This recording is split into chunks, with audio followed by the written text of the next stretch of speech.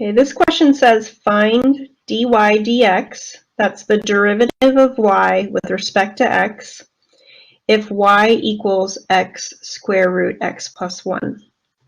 So first what I'm going to do is rewrite the original function, taking that square root and writing it as the 1/2 power. So I'm going to write this as 2x plus 1 to the 1/2 power.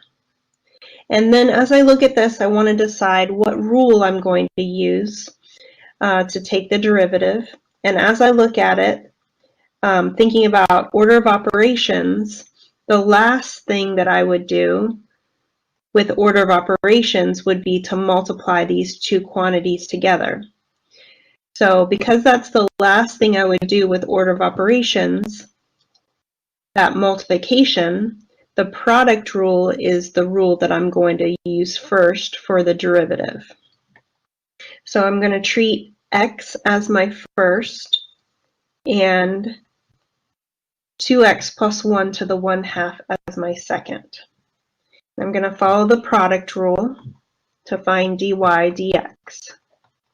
So the product rule says we take the first factor and we multiply it by the derivative of the second factor plus the second factor times the derivative of the first factor.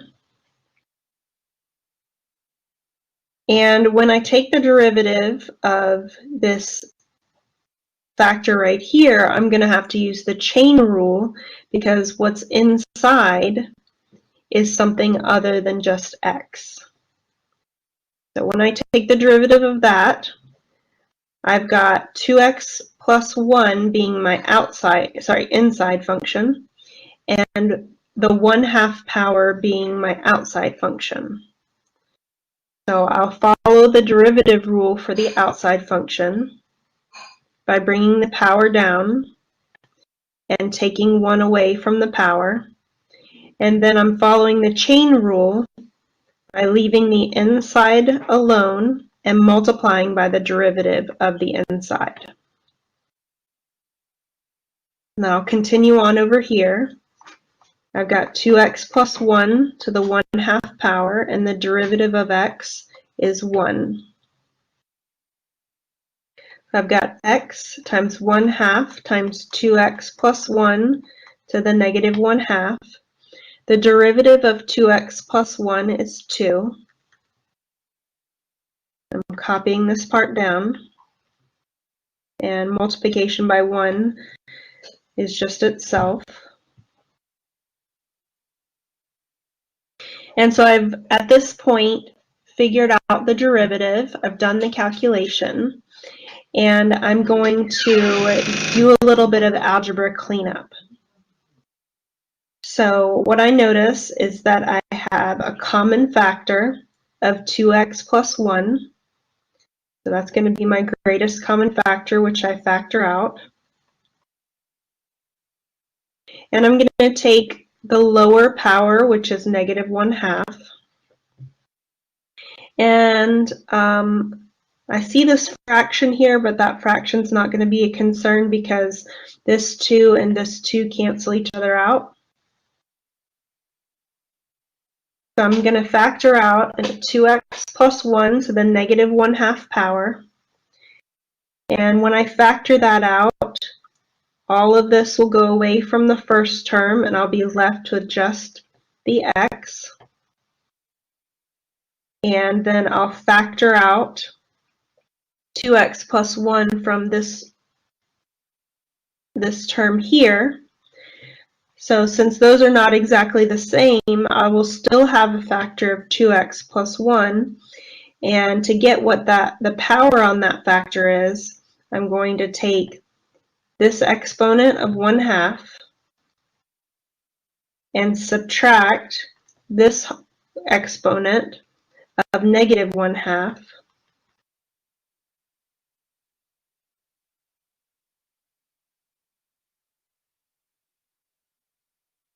And that's going to give me 2x plus 1 to the negative 1/2 times x plus 2x plus 1 1 half minus a negative 1/2 is the power of 1. And that's 2x plus 1 to the negative 1/2 times x plus 2x plus 1. And that's 2x plus 1 to the negative 1/2 times 3x plus 1. And the last thing I'll do is, because this has a negative exponent, I can move that factor to the denominator. And having a 1/2 power is the same thing as a square root. So this is 3x plus 1 over square root of 2x plus 1.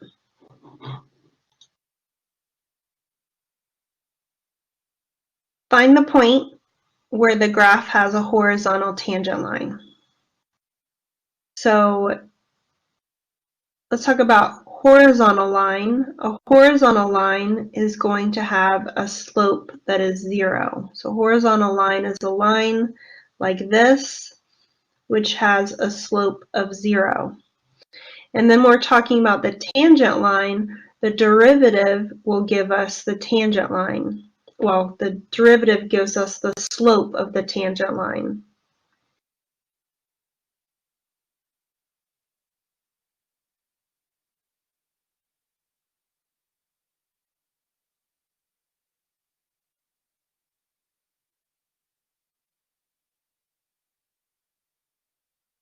So if we're looking for a horizontal tangent line, we want where the derivative is equal to 0. Where the derivative equals 0 will give us a slope that's 0, and that will be a horizontal line. So for our equation, y equals negative x squared minus 4x minus 6, we're going to calculate the derivative. The derivative is negative 2x minus 4. And then we're going to set that derivative equal to 0 to find a horizontal tangent line. So we have 0 equals negative 2x plus 4. We're adding 4 to both sides. That's negative 2x equals positive 4. Divide by negative 2, and x equals negative 2. So this is the value of x that will give a horizontal tangent line.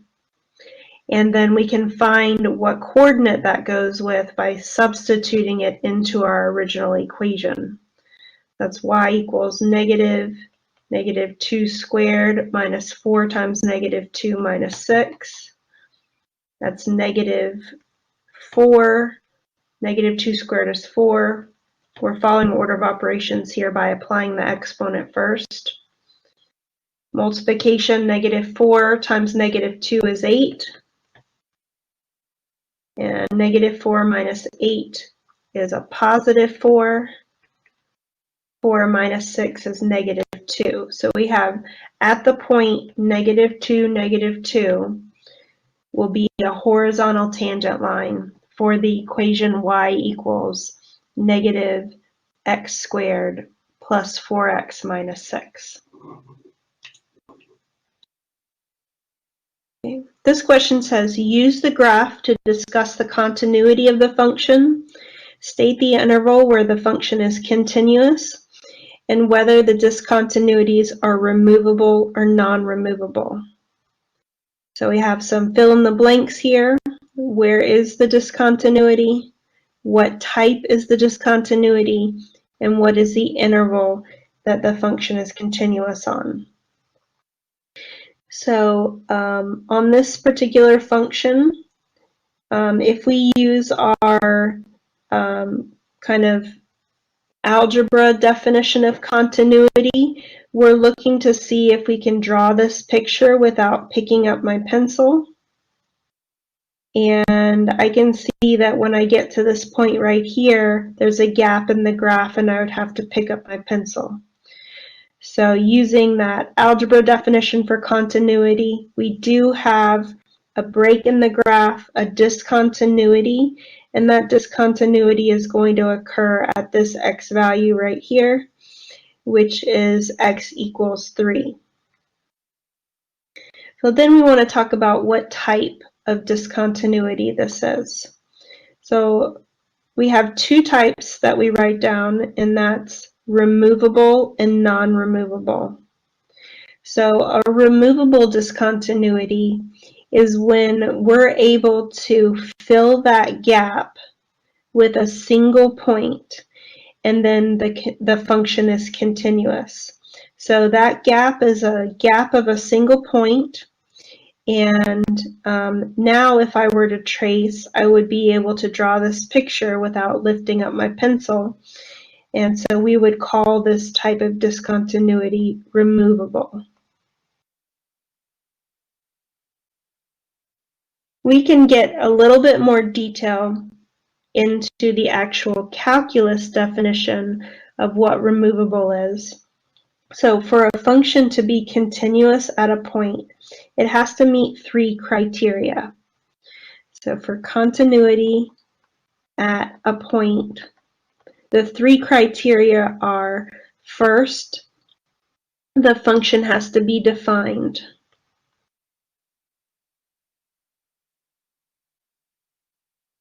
Second, the limit has to exist.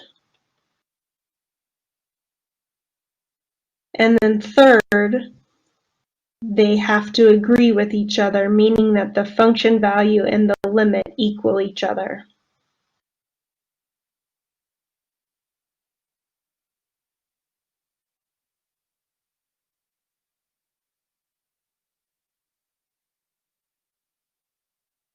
So if we get into a little bit more detail about the notation on that, function value, so for ours, we found that we have a discontinuity at x equals 3, so I'll use that notation. So f of 3 needs to be defined, and for this function, f of 3 would be this filled in dot here, which is at 1. The limit at x equals 3 needs to exist, so the limit as x approaches 3 on our function has to exist. And we can see if I trace the graph coming from above, I get to a value of 5. If I trace the graph coming from below, I get to a y value of 5. So this limit does exist, and that limit is 5. And you can see where the continuity criteria fails on this last one, where the function value and the limit don't agree. So the limit as x approaches 3 of f of x does not equal f of 3, because one equals 5 and the other one equals 1. So using the calculus continuity criteria, we can see that we have a discontinuity at x equals 3. And then anytime that number 3 is the reason why it fails, that's when you'll have a removable discontinuity. So if you have a function value and you have the limit existing, but you don't have the third criteria where they agree with each other, that means you have a removable discontinuity. That's when you're going to have that little hole in the graph, a gap of a single point. So then finally we want to state where this function is continuous. The only place where it's not continuous is that x equals 3. So we're going to say it's continuous from negative infinity to 3. And it's continuous from 3 to infinity. The only place it's not continuous is at x equals 3.